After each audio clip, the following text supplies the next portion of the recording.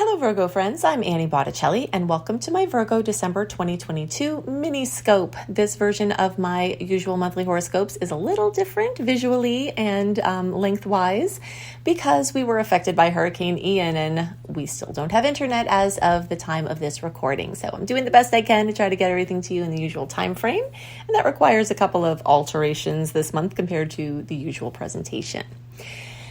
This is for you if Virgo is your sun sign, your moon sign, your rising sign, or any other placement of Virgo that you are following for. If you are a very late degree Virgo friend, so we'll say September 15th or so through the rest of the sign, or around 23 degrees or so through the rest of the sign, then I suggest you additionally listen to my Libra report. So both the Virgo and Libra reports will have pieces for you very late degree friends.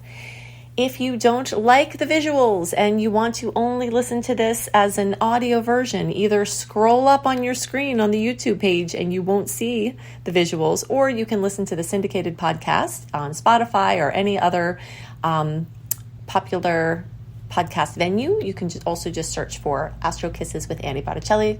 And if you are listening and you want to watch, you can go to YouTube and look for Annie Botticelli.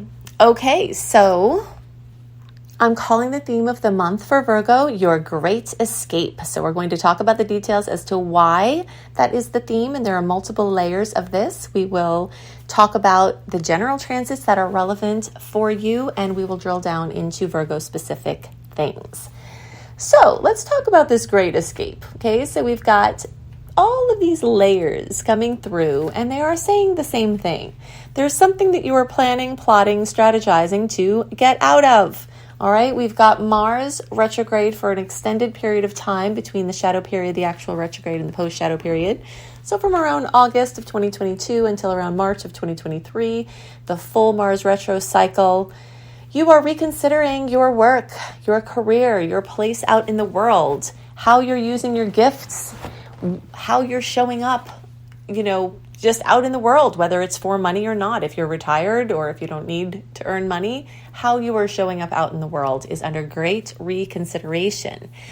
And you may be making a big plot to escape from a way that you're expressing yourself, a job that you have, or any of these other things that were listed. There's also this great escape as it relates to things with your relatives, okay? So this Gemini focus for a long time. Gemini focuses on all of your relatives, especially sisters, brothers, uncles, aunts, nephews, nieces, all of those ones, right? But then we bring in this fourth house activity due to the Sagittarius placements, which we'll get to in a second, and that has all of your other family there. Okay, so between these multiple placements, you've got energy around things involving your relatives. So you could be trying to escape from a bad dynamic with them. You could be in financial dealings that you're trying to get out of, or you could be planning with one of those relatives to together escape from something like a financial problem or limitation or working too much or something like that. So it looks like family members are factoring in very strongly from 3 different sections of your chart. And so that is definitely part of the equation. Either you're working to get away from them or you're working with them to together get away from something else, okay? Whether it's an experience or a circumstance or whatever it is. So the next layer of this is that the planets are moving through Sagittarius this month. The Sun, Venus, star goddess Hygeia, Mercury, all in the sign of Sagittarius. This is bringing great optimism, great creative solutions, out-of-the-box thinking, viewing things from on top of a mountain where you can get a wider, broader viewpoint, and can also even be bringing in adventure or, a call to expansion on the horizons of your spirit or your mind. So all of these things are happening, but they are in a bit of conflict to your Virgo placement. So you might be getting a little out of your comfort zone. You might have to do things a little bit differently. And a lot of this can relate to, again, home or family. So you're being stretched either because family members or housing or home real estate related things or home business needs you, or you're being stretched or stressed because you've got things flowing your way there, but it's just a lot of work. Or, expansion that you're trying to do personally could be conflicting with things that other people need from you. But in any case, some semblance of that combination is occurring for you. But in general, this is a time where you may be called back to some place that feels like home or was home. And, there'll be lots of opportunities to connect with people who feel like family to you, whether they're related or not. So all of that is going. And on the lines of the Great Escape, you could be trying to escape from a real estate or housing situation, whether it's limitation and it's a certain area that or type of situation you're trying to get out of from your home perspective, or whether it's just trying to get out of your house or that house or an extra expensive mortgage or a too small of a situation, all of those kind of things. So your escape plan can be very, very different and personalized, but there looks like there's something you're trying to crack out of. Now, if you're happy with your home and you're staying in your home and that's all set, you could be trying to escape from chaos or buildup of stuff or drama or, other types of things that are going on. But you definitely seem like you have a very active space there. Now, let's bring another piece of your Great Escape here. And this has to do, again, really with purely financial storylines. And it could be toxic money. All right, you could be linked to someone in some way where you're experiencing a toxic relationship involving money or resources. And it looks like you might be trying to plot your escape there.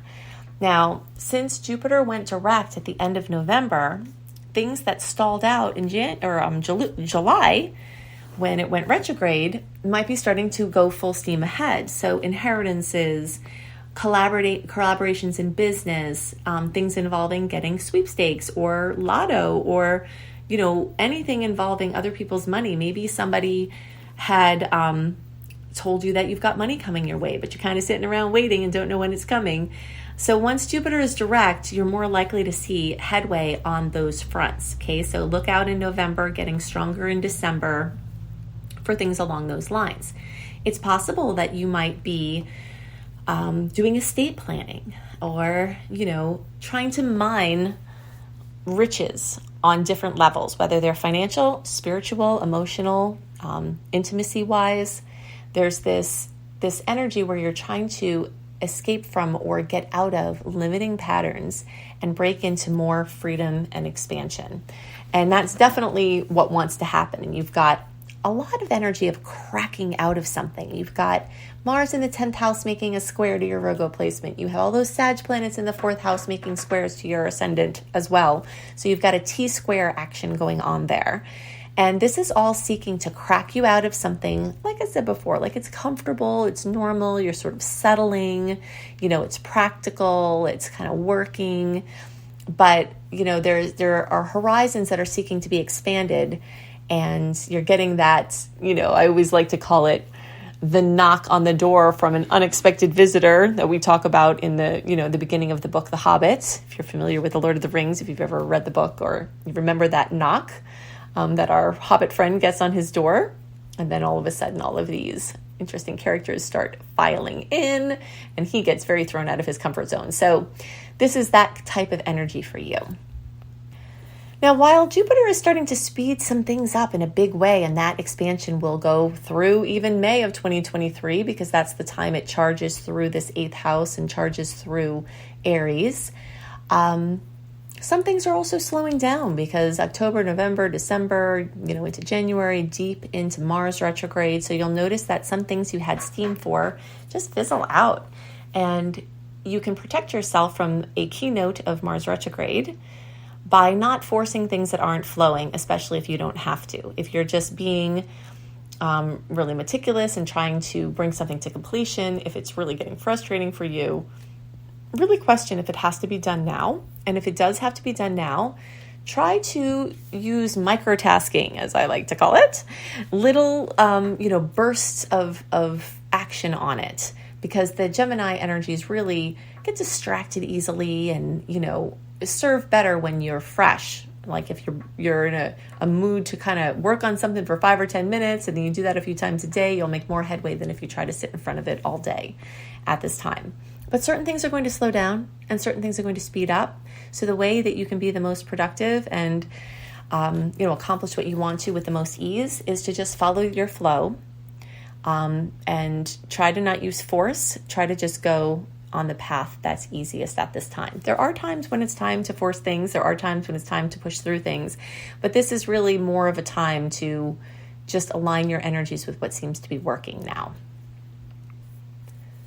Mercury is going to start its retrograde cycle. So basically, we'll talk about my little analogy for this cycle. All right, so if you imagine from the beginning of December through around the 12th, you're flowing through on the highway at a good speed. Mercury is direct. Then around the 12th, you realize you have to make a U-turn. And so from the 12th through the 28th of December, there's that awkwardness when you're trying to make a U-turn. You have to slow down. You have to get into lanes. You're dodging traffic, while you're going slower and they're going fast. So there's that awkwardness of Mercury changing directions. Then from the 29th of December through January 19th, we've got this actual retrograde, which is equivalent to you sitting in the median waiting for your chance to turn back into the flowing traffic to go the other way. All right, so things kind of get stalled out. They get called into uncertainty. And then from January 19th through around February 6th, Mercury has turned direct, and you've got the trying to dodge into traffic that's coming full speed when you're going slowly, and then getting back up to speed. And by February 6th, you're back up to speed. So you kind of just take those periods of time and just understand this analogy, you will really, really feel it and see it in so many things in your life. So the best things that you can do are don't overschedule, only make commitments to things you have to, and anything you do commit to, write it in pencil and tell the people who you're saying you're going to go to that you may or may not come. Give yourself an out, even if you feel certainty, because there are going to be things that come up either on your end or their end that call into question or just outright cancel or change the plans that occur, especially from the 12th on. Okay? So you'll save yourself a lot of drama by not overscheduling. And you'll also just kind of know that you're, in that stalled out period when things get a little closer to home, a little closer to you, where you basically can't see as far ahead at a time. Like you only see a couple of steps in front of you, and you have to kind of be happy with that. If you try to stretch beyond that, unless you're looking at bigger picture thinking, like this Sagittarius stuff we talked about, that's something different. But as far as like planning and the distance, things are going to get a little murky the further you try to go out. So if you've got to do anything with planning or things that are more concise or precise or agreements, you might have a little bit more clarity around those in the first part of the month, and then just sort of try to dive into flexible arrangements. I'm going to give you a couple of dates to note. If you want a more complete list of my top favorite dates of the month and the top extra ones to be careful and awareful of, then definitely go to anniehelpsyou.com and sign up for my free email newsletter. You will get delivered to you my monthly astrology write-up 1 month early, as well as a couple of other newsletters that have links to things I've created that are relevant for the time. But I'll give you a few here to kind of work with, and you can go there if you want more. So December 7th, the days around there, we've got a full moon at 16 degrees of Gemini, bringing fullness, completion, fruition to a lot of areas in your life could be highlighted here, but specifically contracts, agreements, driving, transportation, mobility, be extra careful in those arenas, and then also your work and employment sector. Okay, so we talked about this being highlighted before with Mars, and that same area is going to be highlighted by this full moon. All right, then in the days around the 23rd of December, we've got the new moon in Capricorn, fellow Earth sign.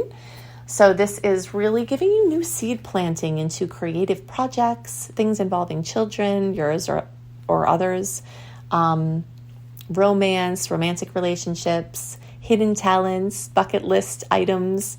All of these have a chance for some really great seed planting at this time. And this is open and great for all Virgos, but you'll get a special kiss from this new moon and the dates around the 23rd if you're a very early Virgo. So, our August 22nd, 23rd, 24th, 25th, kind of days around there, you'll get an extra special kiss from this new moon. And then always just watch out in the days around the 29th, whenever we have Mercury actually going retrograde or actually going direct. The few days before and after tend to get a little more haywire, and, mishaps and confusion are more likely. So just kind of be extra careful and awareful there. You can also go to AnnieHelpsYou.com to see all of the other free goodies I make for you each month. And if you'd like to learn how to be an astrologer or just take some basic classes on astrology, you can see both my Astrology Basics and Beyond course and my Becoming a Professional Astrologer Mastery Course at lumelife.com, L-U-M-E, life.com. I can help you become a professional astrologer and earn money doing it. That is my area of specialty, so you can check that out there. Look in the notes underneath the video or podcast for additional links. I hope you have a wonderful month, and I'll see you next month. Bye.